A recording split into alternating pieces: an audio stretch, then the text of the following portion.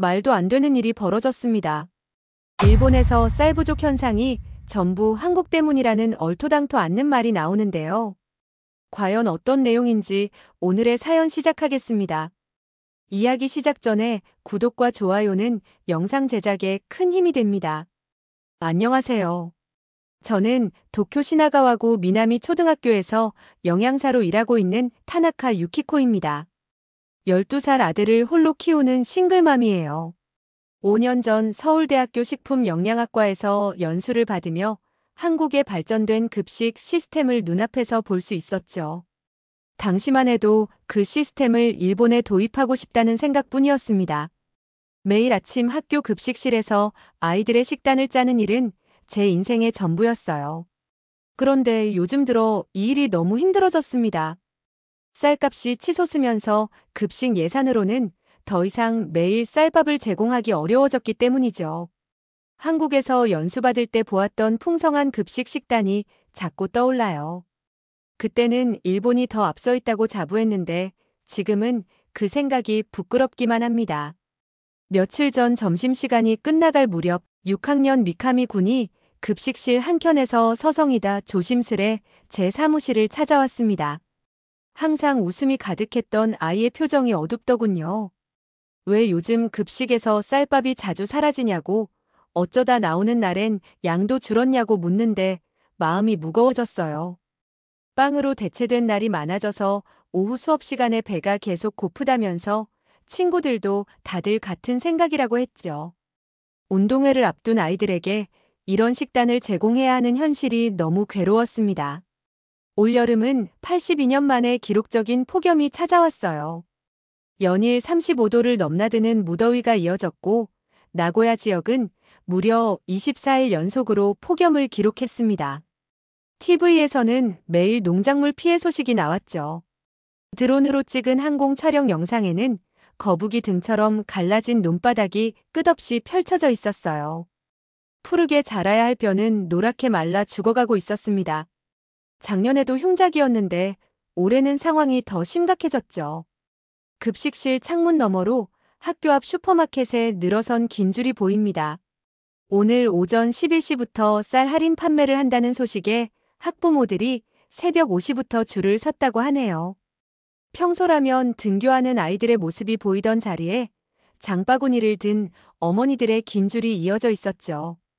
진열대에는 1인당 2kg 한정, 오후 2시까지만 판매라는 안내문이 붙어 있었어요. 옆에는 작은 글씨로 매진 시 조기 종료될 수 있습니다라는 문구도 보였습니다. 얼마 전까지만 해도 상상도 못했던 광경이었죠. 저녁이면 텔레비전에서는 연일 쌀 부족 관련 뉴스가 쏟아집니다. 외국인 관광객이 급증하면서 일식 식당의 쌀 수요가 폭증했다는 분석, 기후 변화로 인한 흉작 전망, 농림수산성의 정책 실패를 지적하는 기사들이 이어지고 있어요. 어제는 동네 라면집마저 문을 닫았습니다. 20년 넘게 운영해온 가게인데 볶음밥 재료로 쓸 쌀값이 너무 올라 더 이상 장사를 할 수 없다고 하더군요. 주민들의 한숨소리가 깊어져만 가요. 아들의 도시락을 싸면서 마음이 무거워졌습니다. 평소처럼 밥을 꾹꾹 눌러 담지 못했어요. 쌀을 아끼느라 조금씩만 넣어야 했죠. 옆집 사쿠라 씨의 딸은 이미 빵으로 도시락을 싸서 다닌다고 합니다. 급식실에서 메뉴를 고민하다 문득 지난달 우연히 본 한국 다큐멘터리가 떠올랐어요. 서울의 한 초등학교를 찍은 영상이었는데 그곳의 급식실은 마치 다른 세상 같았죠. 매일 신선한 쌀밥에 제철 반찬을 제공하는 모습이 눈부셨습니다. 특히 첨단 스마트팜에서 재배한 작물들로 급식을 만드는 장면이 인상적이었어요. 아침 일찍 쓰레기를 버리러 나갔다가 옆집 사쿠라와 마주쳤습니다. 늘 그렇듯 가디건 깃을 세우고 코만 앞세운 채 마치 쓰레기를 보듯 저를 위아래로 훑어보더군요. 입가에 걸린 얄밉고 비웃는 듯한 미소가 불편했어요. 어제 하필 제가 분리수거를 제대로 안 했다고 관리사무소에 일러 바친 것도 사쿠라라는 걸 알고 있었죠. 한국 급식이 뭐가 좋다고 우리 일본이 도와준 덕분에 여기까지 온 거면서 주제도 모르고. 지난주 학부모 모임에서 제가 한국의 급식 시스템을 언급했던 게 그렇게도 거슬렸나 봅니다. 사쿠라는 20년 넘게 문부과학성에서 일했다는 말을 마치 무슨 훈장처럼 달고 다니면서 한국을 폄하하는 말을 일부러 제 귀에 들리게 하는 게 취미인 듯 했어요. 심지어 제 아들이 한국 만화책을 보고 있는 걸 본 날에는 복도에서 일부러 큰 소리로 요즘 애들은 교육이 안 됐다며 한숨을 쉬기도 했었죠. 하지만 오늘 아침 신문에는 다른 현실이 펼쳐져 있었습니다. 한국의 스마트팜이 기후변화에 대응하는 새로운 품종 개발에 성공했다는 기사였어요.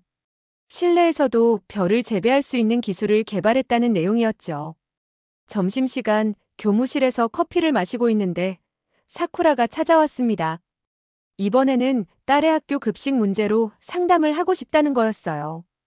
겉으로는 고상한 체하면서도 속으로는 한국식 급식 시스템에 대해 물어보고 싶었던 모양이었죠. 우리 일본의 전통적인 방식이 최고예요. 한국은 겉만 번지르르 한 거죠. 사쿠라의 말이 끝나기가 무섭게 지진 경보가 울렸습니다. 진도 4의 지진이었어요. 아이들은 이미 훈련된 대로 책상 밑으로 숨었지만 사쿠라의 얼굴은 창백해져 있었죠. 그날 저녁 TV에서는 한국의 쌀 자급률이 90%를 넘어섰다는 뉴스가 나왔습니다. 첨단 기술을 활용한 품종 개발과 체계적인 농업 정책 덕분이라는 분석이었어요. 일본의 쌀 자급률은 계속 떨어지고 있는데 말이죠. 주말 슈퍼마켓에서 우연히 마주친 사쿠라는 또다시 독설을 퍼부었습니다. 진열대에 쌀이 없는 걸 보고 한국산을 수입하자는 의견이 나오자 발끈하며 화를 냈어요. 하지만 그날 밤 사쿠라의 집에서는 한국 드라마 소리가 새어나왔습니다. 극중 장면에서 한국의 현대화된 도시 모습이 비쳤나 봐요. 아들은 갑자기 물었습니다. 왜 우리는 한국처럼 할 수 없냐고요. 학교 친구 어머니가 한국으로 이사 간다는 얘기를 들었다면서요. 거기는 지진도 별로 없고 식량도 걱정 없다는데 우리도 가면 안 되겠냐고 묻는 아들의 눈빛이 간절했습니다. 아들이 과학 숙제를 하다 울상을 지었습니다. 기후 변화가 농업에 미치는 영향을 조사해오라는 과제였어요. 아들의 숙제를 도와주다가 우연히 한국의 농업 기술에 대한 자료를 발견했죠. 처음에는 그저 평범한 조사 자료라고 생각했습니다.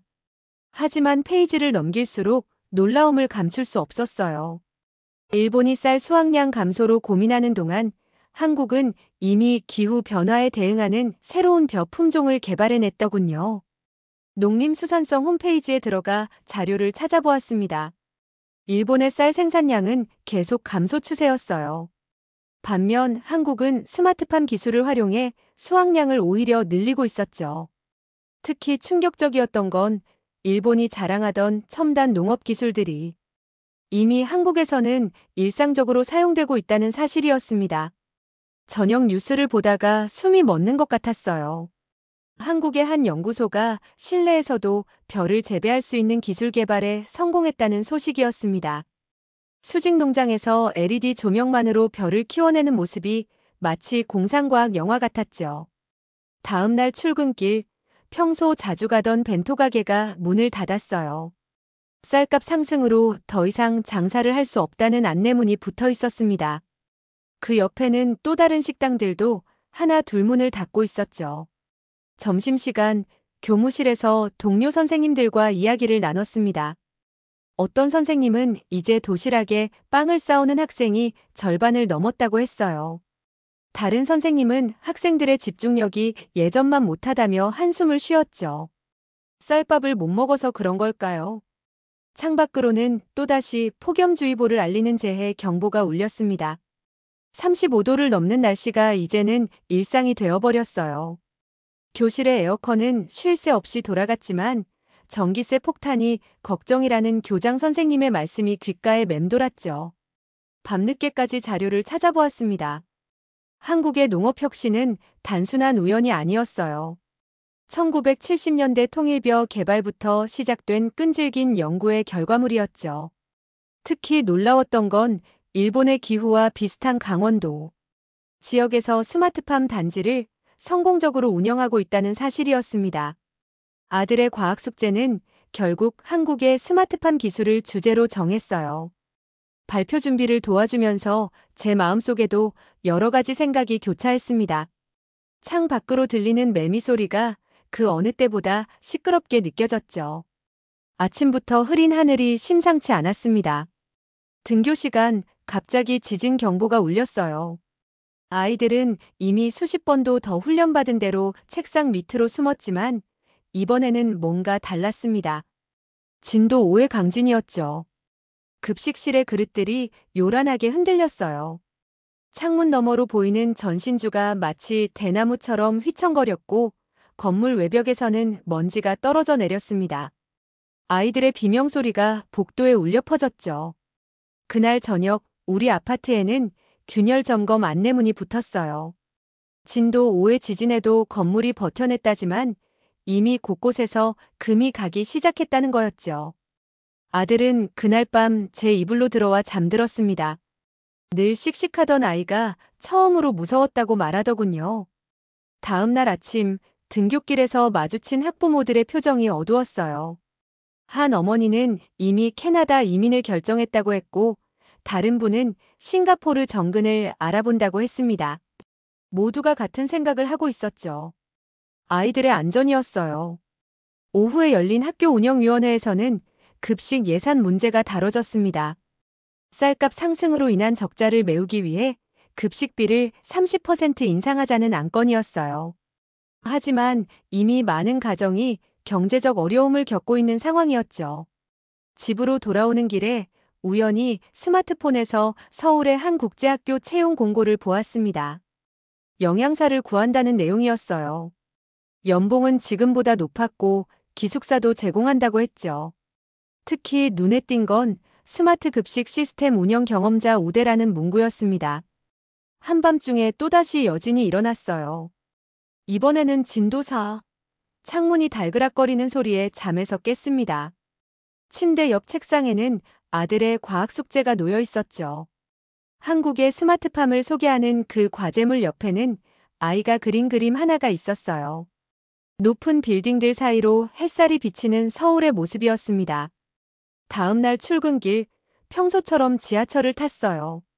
옆자리에 초등학생이 빵을 먹고 있었습니다. 이제는 도시락에 밥을 싸우는 아이를 찾아보기 힘들어졌죠. 창밖으로는 또다시 폭염주의보 안내방송이 흘러나왔어요. 올여름은 작년보다 더 더울 거라고 합니다. 사무실에 도착해서 처음으로 이력서를 썼어요. 떨리는 손으로 한 글자 한 글자 적어 내려갔습니다. 지원 동기 칸에는 한참을 고민하다 이렇게 적었죠. 아이들에게 안전하고 풍요로운 미래를 주고 싶습니다. 이력서를 제출하고 일주일째 되던 날 면접 연락이 왔습니다. 화상으로 먼저 면접을 진행한다고 했어요. 퇴근 후 집에서 노트북을 켰는데 화면 속 한국의 면접관들이 정중하게 인사를 건네더군요. 일본 급식 시스템의 장단점을 물었고 아이들을 위해 어떤 급식을 만들고 싶은지 질문했습니다. 예상 밖으로 면접은 순조롭게 진행됐어요. 한국의 스마트 급식 시스템에 대해 공부한 내용을 이야기하자 면접관들의 표정이 밝아졌죠. 다음 주에 서류를 모두 구비해서 서울로 오라는 연락을 받았습니다. 아들에게 한국행을 이야기했더니 의외로 금세 동의했어요. 오히려 저보다 더 들뜬 목소리로 한국 드라마에서 본 이야기들을 들려주었죠. 짐을 정리하면서 창밖으로 흔들리는 전신주를 바라보았습니다. 이제는 더 이상 이런 광경을 보지 않아도 된다는 생각에 마음이 놓였어요. 인천공항에 도착한 건 한여름 한낮이었습니다. 아들의 손을 잡고 입국장을 빠져나오는데 서늘한 에어컨 바람이 얼굴을 스쳤어요. 일본의 전력 절약 정책으로 무더위에 시달리다 온 우리에겐 그것만으로도 놀라웠죠. 서울 강남의 국제학교로 가는 길, 차창 밖으로 보이는 풍경이 낯설었습니다.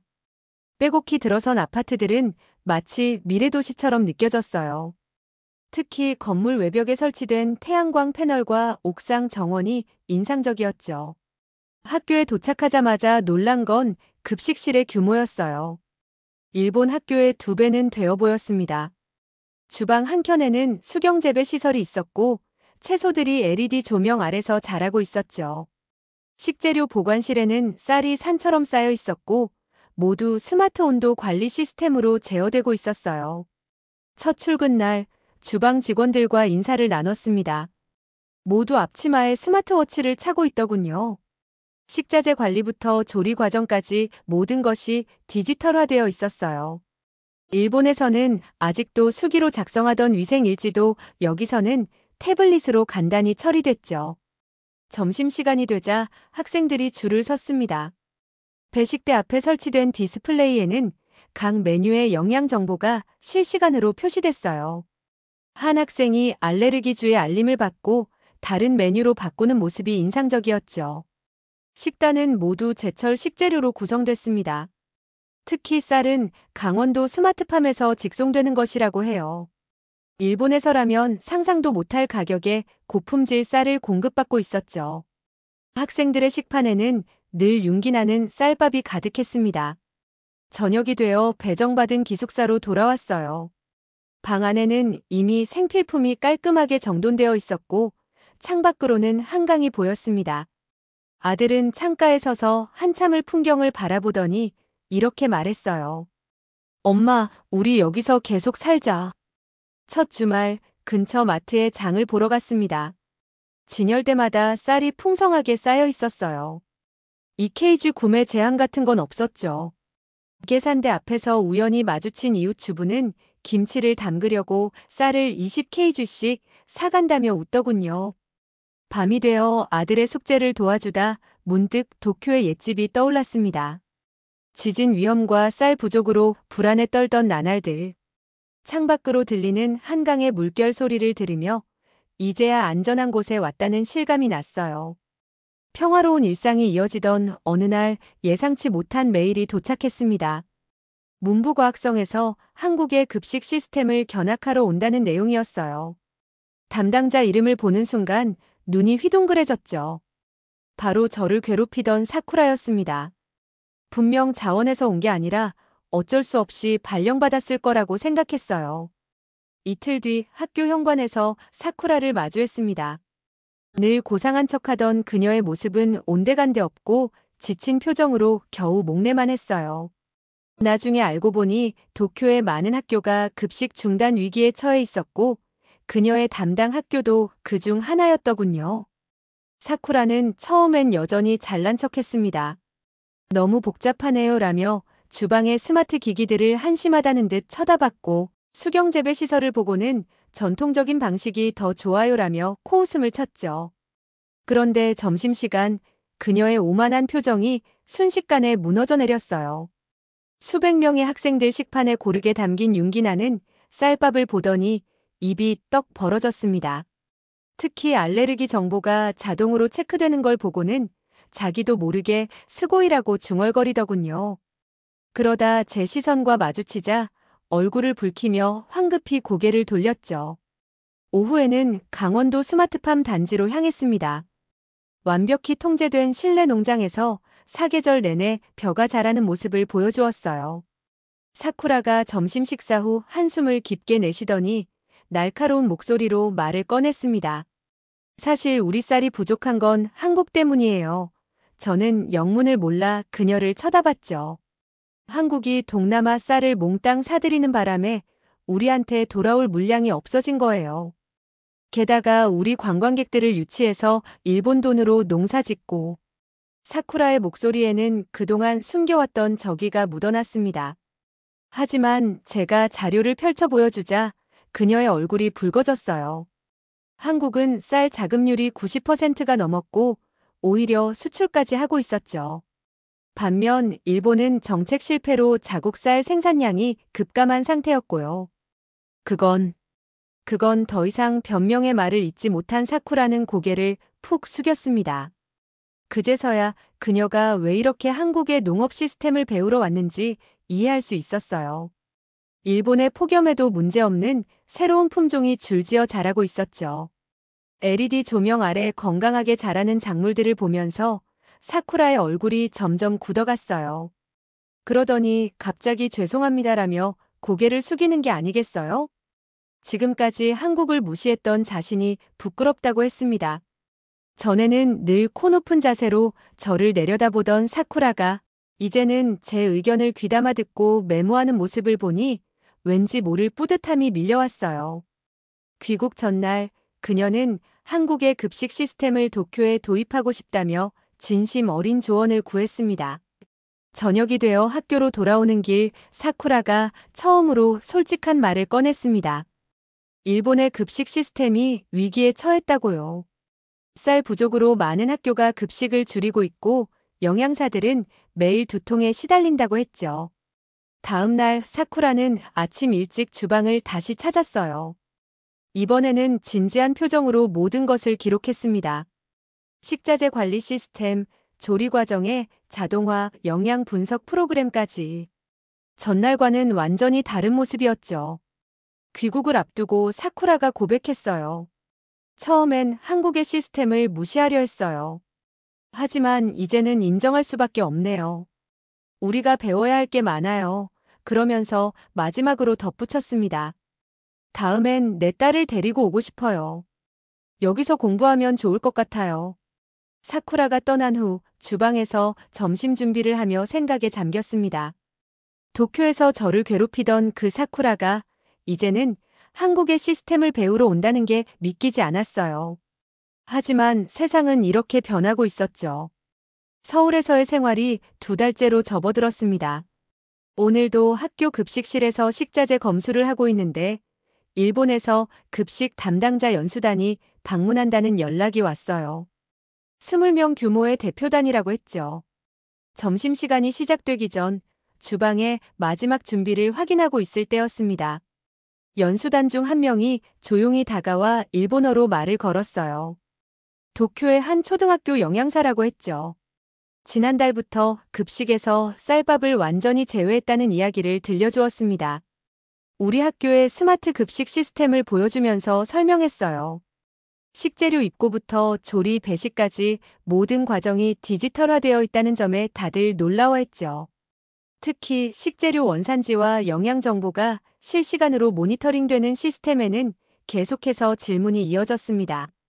오후에는 강원도 스마트팜 단지를 찾았어요. 1년 내내 쌀을 생산하는 실내 농장을 보면서 연수단의 표정이 달라졌습니다.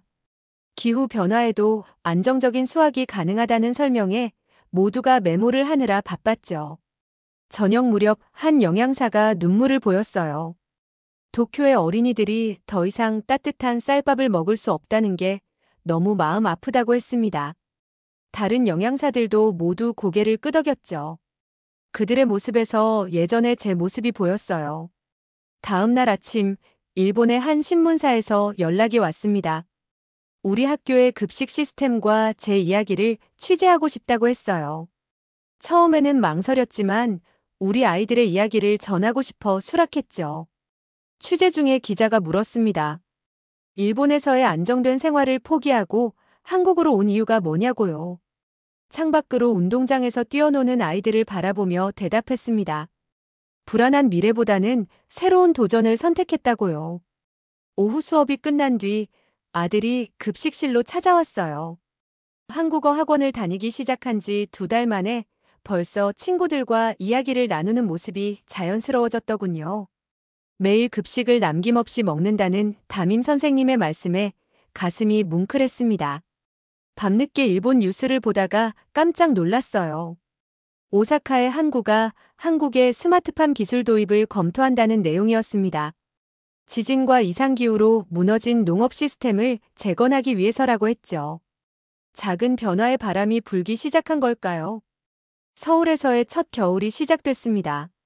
학교 앞 은행나무가 노란 잎을 떨구고 아침 저녁으로 쌀쌀한 바람이 불어오는 계절이에요. 어제는 첫 한파주의보가 발령됐죠. 하지만 스마트팜에서는 여전히 따뜻한 봄이 계속되고 있었습니다. 오늘은 특별한 손님이 찾아왔어요. 일본 NHK 취재팀이었습니다.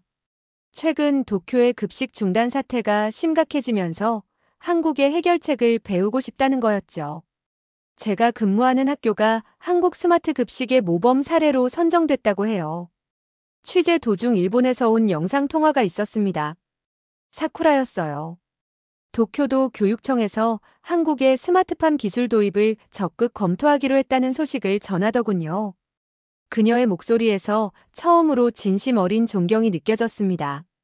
점심시간 급식실은 여전히 활기찼어요. 건강한 쌀밥 위에 제철 반찬이 놓이고 아이들의 웃음소리가 가득했죠. 취재팀은 특히 우리 학교의 식재료 추적 시스템에 관심을 보였습니다. 산지에서 식탁까지 모든 과정이 투명하게 공개되는 걸 신기해하더군요. 저녁 뉴스를 보다가 깜짝 놀랐어요. 일본의 여러 지자체가 한국의 스마트팜 기술 도입을 추진한다는 내용이었습니다. 특히 폭염 피해가 심각했던 나고야 지역이 적극적으로 나서고 있다고 하더군요. 한국에 온 지 1년 아들은 이제 완벽한 한국어를 구사합니다. 학교 성적도 좋아졌고 특히 과학 시간에 배운 스마트팜 기술에 큰 관심을 보이고 있어요. 장래 희망란에 농업공학자라고 적었다는 담임 선생님의 말씀에 가슴이 뭉클했죠. 어제는 도쿄에서 온 메일 한 통을 받았습니다. 예전에 제가 있던 학교 학부모회에서 보낸 거예요. 한국처럼 안전하고 풍요로운 급식을 만들어달라는 청원을 시작했다고 합니다. 이제는 그곳 학부모들도 변화를 원하고 있었죠. 창밖으로 초겨울 하늘이 높아져 갑니다. 1년 전 불안한 마음으로 한국행을 결심했던 그때가 떠올라요. 지금 이 순간 그 결정이 제 인생의 가장 큰 전환점이었음을 분명히 알 수 있습니다. 한국의 하늘, 한국의 쌀 그리고 한국의 미래가 저와 아들에게 새로운 희망이 되어 주었으니까요. 다음은 한국만이 가진 독특한 사연을 시작하겠습니다. 안녕하세요. 저는 아사히 신문에서 경제부 기자로 일하고 있는 사토 미카입니다. 3대째 이어온 우익 정치인 집안의 손녀로 태어나 할아버지의 엄격한 가르침 아래 자랐어요. 어린 시절부터 귀에 박히도록 들어온 말이 있죠. 한국은 우리의 적이다. 아침마다 할아버지 서재에서 역사 교육이 시작됐습니다. 할아버지가 직접 고른 책들로 가득한 서가에는 한국을 비하하는 내용의 서적들이 꽂혀 있었죠. 신문을 읽을 때면 한국 관련 기사는 모조리 빨간 펜으로 밑줄을 그어가며 비판했어요. 기자가 된 후에도 한국에 관한 기사는 항상 비판적으로 써왔습니다. 편집장도 제 기사를 마음에 들어했고 할아버지도 흐뭇해하셨죠. 하지만 최근 일이 꼬이기 시작했어요. 일본의 쌀 부족 사태를 취재하던 중이었습니다. 연일 35도를 웃도는 폭염으로 농작물 피해가 속출했고 쌀값은 천정부지로 치솟았죠. 급식에서 쌀밥이 사라진다는 소식에 학부모들의 항의가 빗발쳤어요. 그런데 편집장이 갑자기 한국의 농업 기술을 취재하라고 지시했습니다. 한국이 폭염 속에서도 쌀 생산량을 늘렸다는 소식이 들려왔다면서요. 할아버지께 들은 이야기와는 전혀 달랐죠. 한국은 늘 일본의 도움 없이는 살 수 없는 나라라고 배워왔는데 취재 준비를 하면서 동료 야마구치의 날선 시선이 느껴졌어요.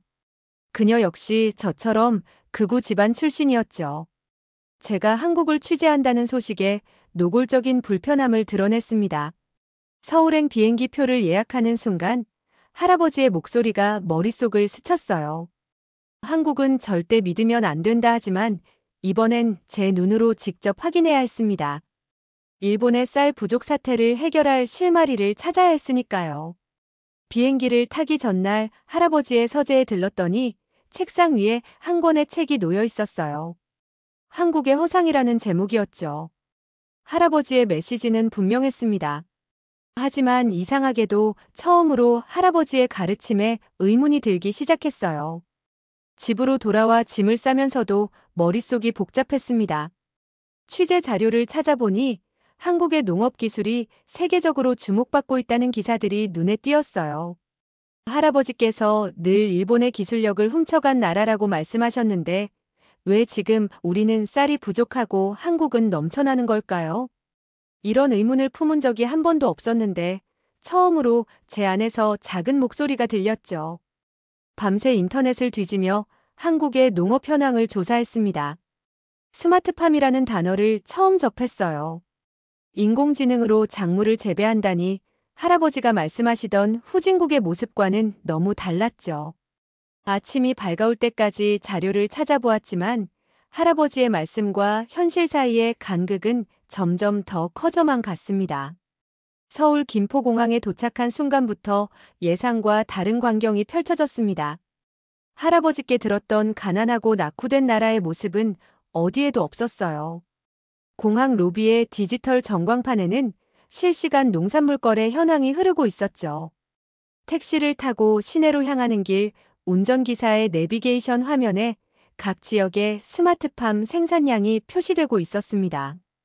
처음 듣는 단어였어요. 알고 보니 인공지능이 농작물 재배를 관리하는 시스템이었죠. 할아버지가 그토록 무시하던 나라가 이런 기술을 가지고 있다는 게 믿기지 않았습니다. 첫 취재지는 경기도의 한 스마트팜 단지였어요. 거대한 유리온실 안으로 들어서자 눈앞이 흐려질 정도로 충격적이었습니다. 계절과 날씨에 상관없이 쌀을 재배할 수 있는 실내 농장이 눈앞에 펼쳐져 있었죠. 일본의 폭염으로 말라 죽어가는 벼들과는 완전히 다른 광경이었어요. 연구소장은 자부심 가득한 목소리로 설명을 이어갔습니다. 한국이 개발한 내열성 벼 품종, 물 사용량을 90% 줄인 재배 기술, 인공지능 기반의 생육관리 시스템까지 취재 수첩을 채우면서 손이 떨렸어요. 이 모든 것이 할아버지의 말씀과는 정반대였으니까요. 점심시간 연구소 구내식당에서 더 큰 충격을 받았습니다.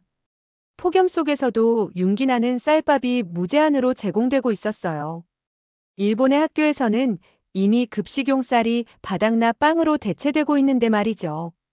취재를 마치고 호텔로 돌아와 노트북을 펼쳤습니다. 평소처럼 한국을 비판하는 기사를 쓰려 했지만 자꾸만 손가락이 멈춰섰어요. 사실과 다른 기사를 쓴다는 건 기자로서의 양심을 저버리는 일이었죠. 한밤중에 야마구치에게서 전화가 왔습니다.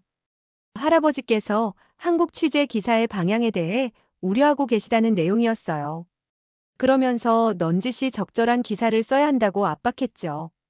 창밖으로 보이는 서울의 야경이 선명했습니다.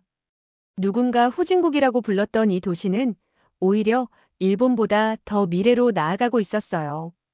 휴대폰으로 찍어둔 스마트팜 사진들을 다시 보면서 깊은 한숨이 나왔습니다. 지금 이 순간 제가 알던 모든 진실이 흔들리고 있었어요. 호텔방에서 밤을 새워 기사를 썼습니다. 평소와는 전혀 다른 톤이었어요. 한국의 스마트팜 기술을 있는 그대로 전달하려 했죠. 기사를 마무리하고 편집부에 송고하려는 순간 야마구치에게서 다시 전화가 왔습니다. 아침 회의에서 제 기사가 도마 위에 올랐다는 소식이었어요. 야마구치는 달콤한 목소리로 속삭이듯 말했죠. 기사의 톤을 조금만 수정하면 어떻겠냐고요. 한국의 기술이 모두 일본에서 배운 것이라는 식으로 말이에요. 회의실에서는 격론이 벌어졌다고 했습니다. 야마구치는 제 기사가 지나치게 한국 편향적이라고 지적했고 다른 기자들도 동조했다는 거예요. 특히 할아버지와 가까운 고위 간부들이 강하게 반발했다고 했죠. 창밖으로 보이는 서울의 아침 풍경이 눈에 들어왔습니다. 거리는 이미 활기찼어요.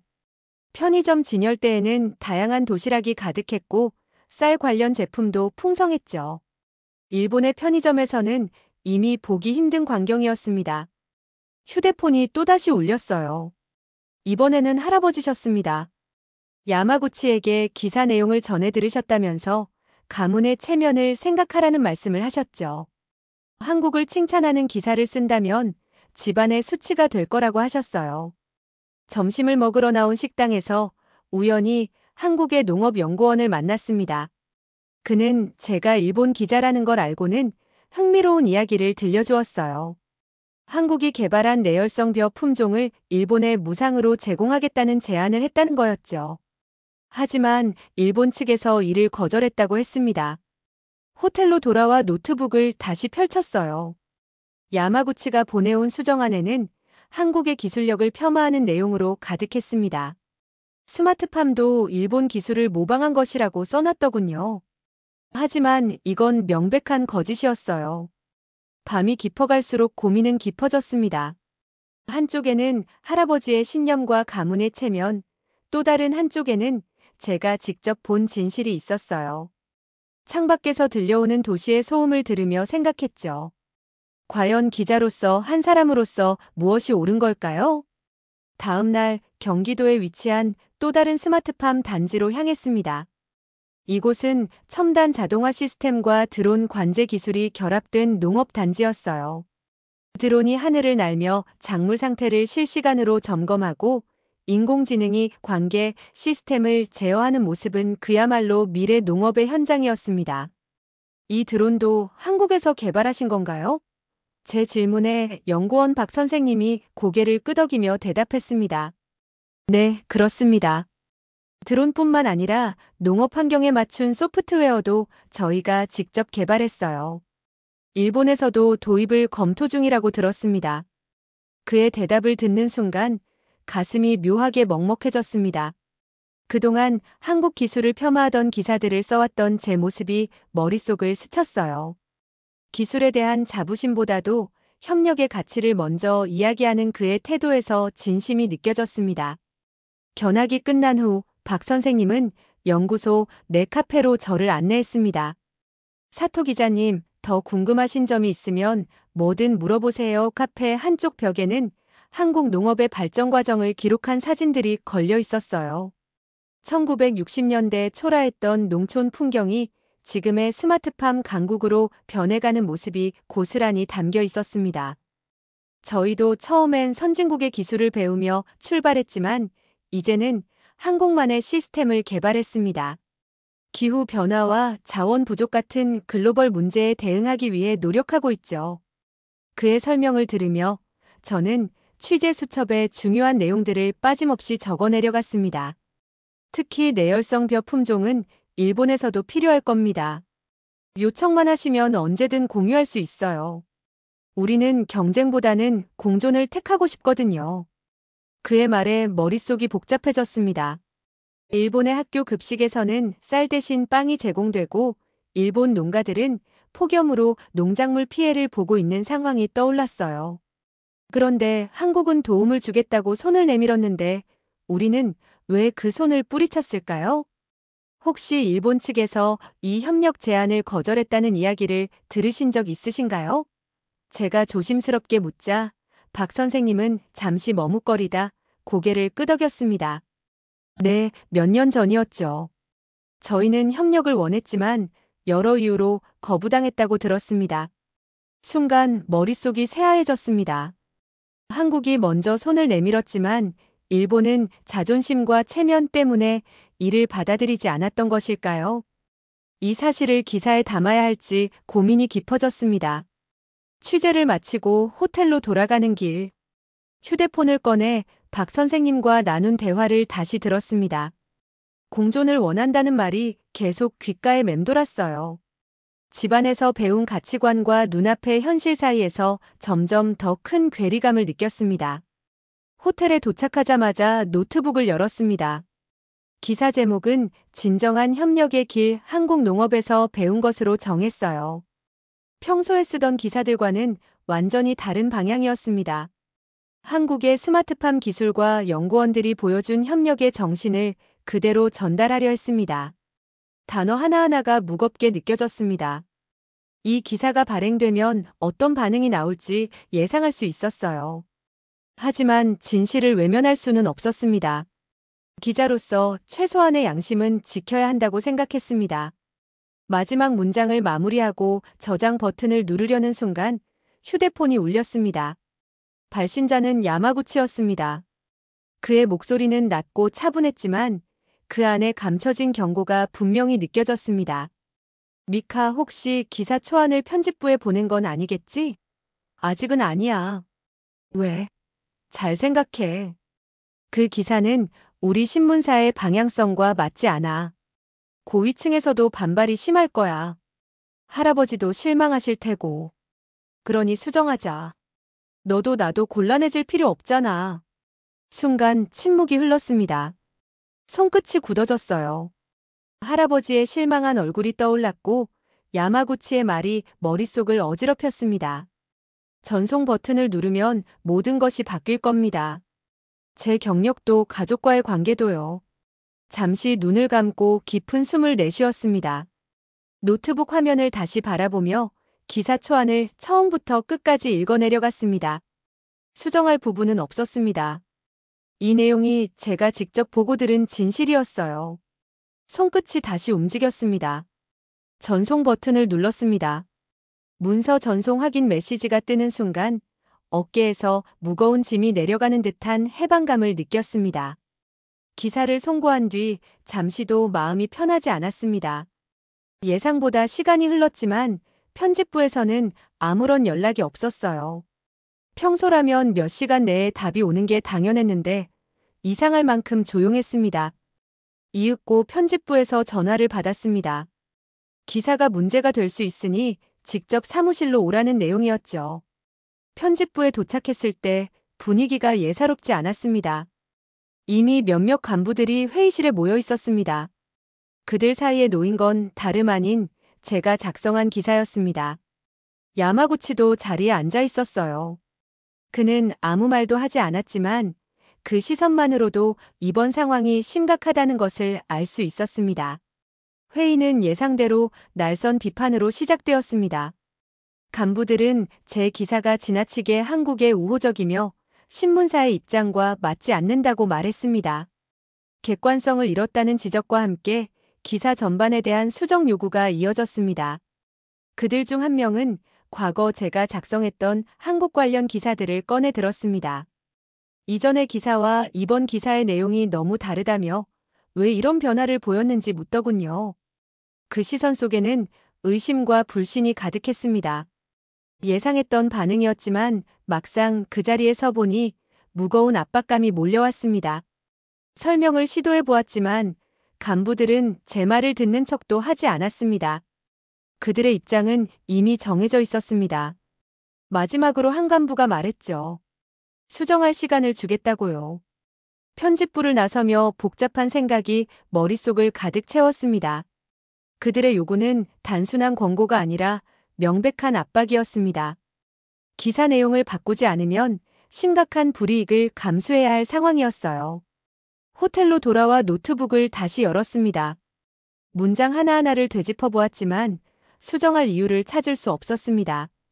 제가 직접 보고 듣고 확인한 내용을 왜곡한다는 것은 기자로서의 양심을 저버리는 일이었습니다. 그러나 현실의 압박도 결코 가벼운 것이 아니었습니다. 밤이 깊어지자 갈등은 더욱 커졌습니다. 어릴 적부터 할아버지께서는 가족의 명예를 최우선으로 생각하라고 가르쳐 오셨습니다. 하지만 기자로서의 책임감과 가족의 기대는 점점 더 저를 갈라놓고 있었습니다. 다음 날 아침 신문사에서 최종 통보가 날아왔습니다. 기사 내용을 수정하지 않을 경우 삭제될 것이며 내부 평가에도 큰 영향을 미칠 수 있다는 내용이었습니다. 더 이상의 협상은 없다는 뜻이었죠. 이제 선택의 순간이 다가왔습니다. 물러설 곳이 없었습니다. 기사를 삭제하느냐 아니면 끝까지 소신을 지키느냐의 기로에 서 있었죠. 창밖으로 보이는 서울의 풍경이 눈에 들어왔습니다. 거리에는 분주하게 움직이는 사람들로 가득했고 이른 아침부터 활기 넘치는 모습이 펼쳐졌습니다. 어제 방문했던 농업연구소가 떠올랐습니다. 그곳에서 만났던 연구원들의 진심 어린 말들이 다시금 제 귀에 들리는 듯 했습니다. 노트북을 다시 열며 결론에 이르렀습니다. 만약 그들이 기사 삭제를 강행한다면 저는 더 이상 이 신문사에 남을 수 없을 것입니다. 하지만 후회는 없을 거라 생각했습니다. 기자는 진실을 기록하는 사람이어야 합니다. 압력에 굴복해 사실을 숨기기 시작한다면 그 순간 기자로서의 자격을 잃는다고 믿었습니다. 노트북을 닫으며 깊은 숨을 내쉬었습니다. 모든 것이 끝난 기분이었지만 동시에 새로운 시작이 다가오고 있음을 느낄 수 있었습니다. 신문사로부터 최후 통보를 받은 뒤 저는 깊은 생각에 빠졌습니다. 수정하지 않으면 기사는 삭제될 것이고 더 큰 압박이 뒤따를 게 분명했어요. 가족의 기대와 기자로서의 양심 사이에서 더 이상 갈등을 미룰 수 없었습니다. 며칠 전 한국에서 만난 농업연구원의 목소리가 계속 귓가에 맴돌았어요. 그는 내열성 벼 품종을 일본에 무상으로 제공할 의향이 있다고 했지만 정작 일본은 이를 거절했다고 했죠. 그 이야기를 들었을 때의 충격은 아직도 생생합니다. 과연 진실을 왜곡하고 숨긴 채 이 상황을 넘기는 것이 옳은 선택일까요? 제가 작성한 기사는 단순히 한국의 기술을 칭찬하기 위한 것이 아니었습니다. 일본의 문제를 해결할 수 있는 실마리가 바로 한국의 기술에 있다는 점을 알리고 싶었던 것뿐이었죠. 하지만 회사 내 분위기는 전혀 다르게 흘러갔습니다. 그들은 기사 내용이 회사의 이미지에 부정적인 영향을 줄 수 있다고 판단했고, 수정 요구는 결국 사실상 경고에 가까운 명령이었습니다. 저는 노트북을 다시 열어 기사 원문을 다시 읽었습니다. 단어 하나하나를 곱씹으며 고민을 거듭했어요. 만약 기사를 수정한다면 앞으로 저에게 남는 건 무엇일까요? 신문사의 신뢰를 얻을 수 있을지 몰라도 스스로의 양심을 배신하게 되는 결과일 겁니다. 호텔 창문을 열고 깊은 숨을 들이마셨습니다. 서울의 거리에는 여전히 활기가 넘쳤어요.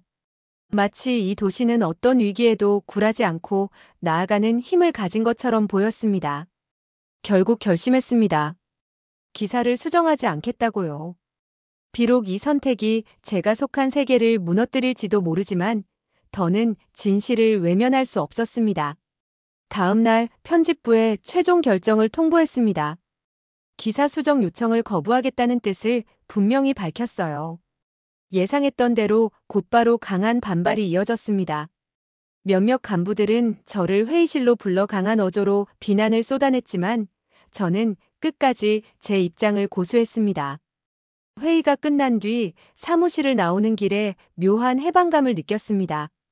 더 이상 갈등할 필요가 없다는 사실이 오히려 저를 가볍게 만들어 주었어요. 그날 오후 할아버지께서 직접 전화를 걸어오셨습니다.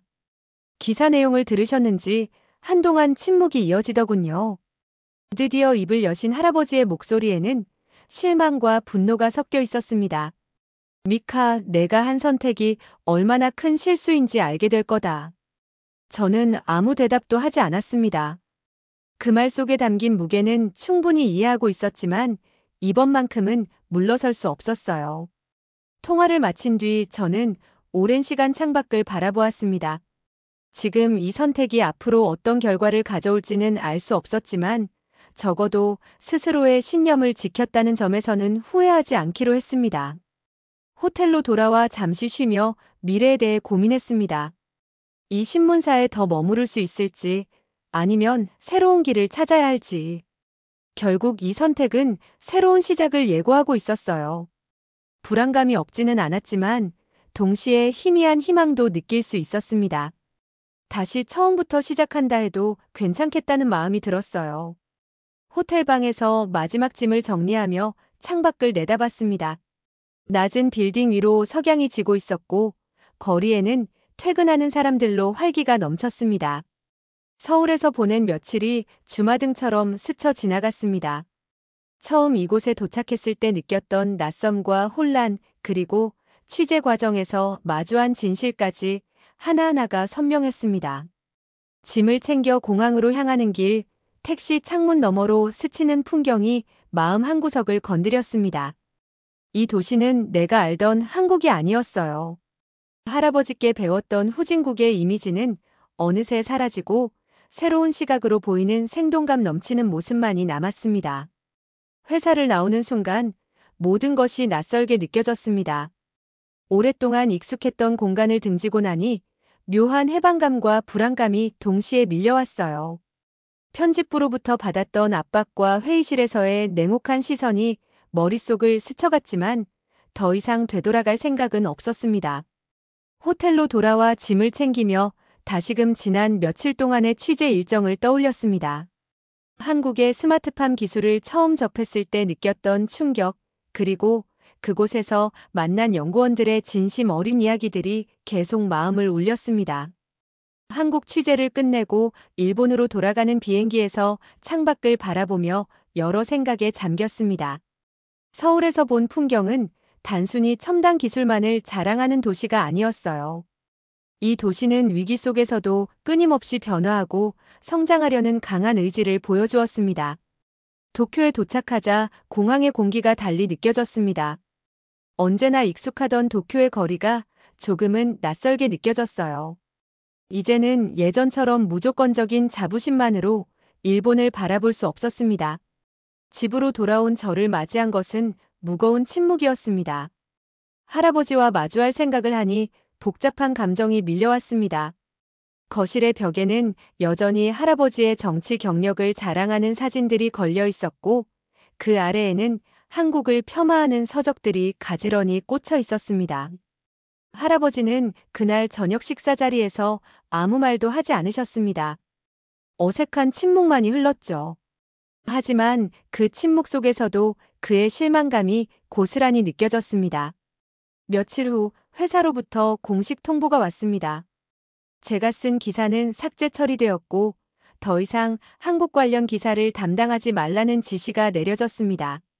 그들의 결정은 명확했습니다. 모든 것이 끝난 것처럼 보였지만 예상 밖의 일이 일어났습니다. 일부 독자들이 제 기사를 기억하고 있었던 겁니다. 몇몇 독자들은 개인적으로 메일을 보내 기사에 대한 감사와 지지를 표현해 주었습니다. 그들은 한국의 농업 기술에 대해 처음 알게 되었고, 이를 통해 일본 농업이 처한 현실도 다시 생각해 보게 되었다고 했어요. 이러한 독자들의 반응은 제게 큰 위로가 되었습니다. 비록 회사에서는 인정받지 못했지만 진실을 전달하려 했던 제 노력이 헛되지 않았음을 깨달을 수 있었죠. 며칠 후 한국에서 다시 연락이 왔습니다. 한국농업연구소 측에서 추가 취재를 제안하며 한국 주재 특파원으로 활동할 의향이 있는지 묻는 내용이었어요. 순간 망설였습니다. 지금까지의 경력을 포기하고 다시 새로운 길을 선택하는 것은 결코 쉬운 결정이 아니었으니까요. 그러나 이번이 마지막 기회일지도 모른다는 생각이 들었습니다. 한국에서 직접 현장을 기록하며 더 많은 진실을 전할 수 있는 기회가 다시 주어진다면 그것이 제가 가야 할 길이라는 확신이 점점 커져갔습니다. 결국 한국행을 결정했습니다. 가족과 회사의 기대와는 다른 선택이었지만 이번만큼은 스스로의 길을 선택하고 싶었어요. 짐을 꾸리며 새로운 시작을 준비했습니다.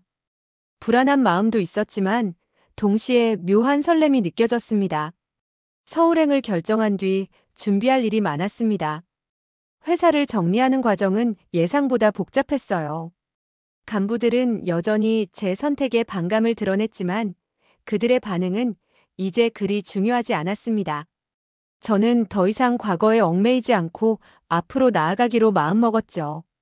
한국 주재 특파원이라는 새로운 직함을 달고 다시 서울 땅을 밟은 날 이곳이 마치 오랫동안 기다려준 것처럼 따뜻하게 느껴졌습니다. 공항에서 내려 택시를 타고 시내로 들어가는 길, 거리 풍경은 여전히 활기차고 역동적이었어요. 잠시 창밖을 바라보며 깊은 숨을 내쉬었습니다.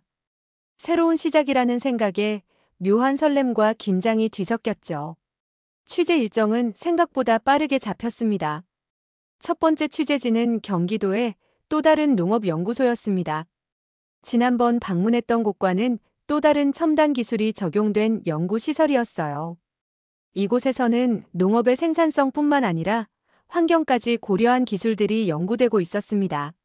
연구소장을 만나 취재를 시작하면서 다시 한번 느꼈습니다. 한국 농업은 단순히 기술 발전에 그치는 것이 아니라 미래를 대비한 전략을 세우고 있었어요. 대화 내내 그는 환경 변화에 대한 대응과 지속 가능한 농업의 필요성을 강조했습니다. 이곳의 연구원들은 더 나은 방법을 찾기 위해 끊임없이 고민하고 실험하고 있었습니다. 그들의 모습에서 순수한 열정을 느낄 수 있었어요. 이전에 제가 가졌던 고정관념은 점점 더 멀어졌고 새로운 관점이 자리 잡기 시작했습니다. 취재를 마치고 돌아오는 길에 깊은 생각에 잠겼습니다. 한국에서 만난 사람들은 한결같이 자신의 분야에 대한 자부심과 더 나은 미래를 만들기 위한 책임감을 가지고 있었습니다. 이는 단순한 경제 성장의 결과가 아니었습니다. 위기를 극복하고 더 나은 내일을 향해 끊임없이 전진해온 사람들의 흔적이었죠. 며칠 뒤 제 첫 기사가 한국 현지에서 발행되었습니다. 한국의 농업 기술과 지속 가능성에 대한 내용을 담은 기사였어요. 이번에는 어떤 외압도 없이 제가 보고 느낀 진실을 있는 그대로 전달할 수 있었습니다. 물론 여전히 저를 비판하는 목소리도 있었습니다. 하지만 이번에는 그 목소리가 두렵지 않았습니다. 오히려 더 많은 진실을 알리고 싶은 마음이 강하게 들었죠. 저는 다시 노트북을 열고 다음 기사를 준비하기 시작했습니다. 이제는 이전과는 다른 시각으로 더 깊이 들어가 보고 싶었습니다. 서울의 밤은 고요하면서도 그 안에 강한 에너지를 품고 있었습니다. 창밖으로 보이는 빌딩 불빛들을 바라보며 앞으로 펼쳐질 새로운 일들이 기대되었어요. 이곳에서 제가 어떤 이야기를 더 전하게 될지 알 수 없었지만 확실한 것은 이제 두려워하지 않는다는 점이었습니다. 지금의 저는 분명히 말할 수 있습니다. 한국은 제가 생각했던 것보다 훨씬 더 매력적이고 강한 나라입니다. 이곳에서 제가 배운 것들은 단순한 취재 이상의 가치를 지니고 있습니다. 한국이 좋습니다. 이곳에서 새로운 시작을 하게 된 것은 제 인생의 가장 큰 행운 중 하나입니다. 오늘의 사연 어떻게 들으셨나요? 사연이 여러분의 마음을 울렸다면 구독과 좋아요, 댓글 많이 남겨주세요. 부탁드립니다. 영상 시청해주셔서 감사합니다.